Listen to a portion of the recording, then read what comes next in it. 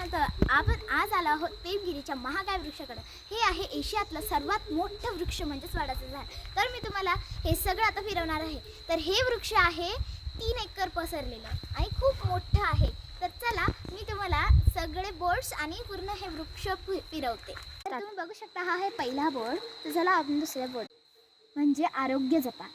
तिसरा बोर्ड मुलगी म्हणजे कळस शुभतेचा आहोत, म्हणजे मुली म्हणजे हेच सर्वस्व आहे किंवा मग राणी आहे जगाची। तुम्ही बघू शकता, बघा तुम्ही सगळ्या या वडाच्या स्टेम्सला किती सगळे दोरे बांधलेले आहेत। हा आहे चौथा बोर्ड। तुम्ही बघू शकता तणावापासून दूर राहा, हजत जागा। हा आहे पाचवा बोर्ड स्वतःसाठी नको मुलांसाठी व्यसनामधून मुक्त व्हा। पाहू शकता तो आहे 6वा बोर्ड आरोग्यावर लक्ष द्या, आयुष्य सुंदर होईल। लाच असेल चला तर आपण जाऊया तिकडे। तर हा आहे 7वा बोर्ड नियमित तपासणी, अनमोल संरक्षण। खूप बोर्ड्स आहेत पण ते आम्ही तुम्हाला दाखवू शकत नाही। तर चला आता आपण जाऊया मेन कडे। पाहू शकता तुम्ही हा आहे यज्ञ आणि हे आहे मंदिर। तर त्याला इथे दिलेलं आहे कमल अश्विलाल चाळे, कचरा करताना आढळून आल्यास दंडात्मक कारवाई होईल, म्हणजेच कचरा करू नये।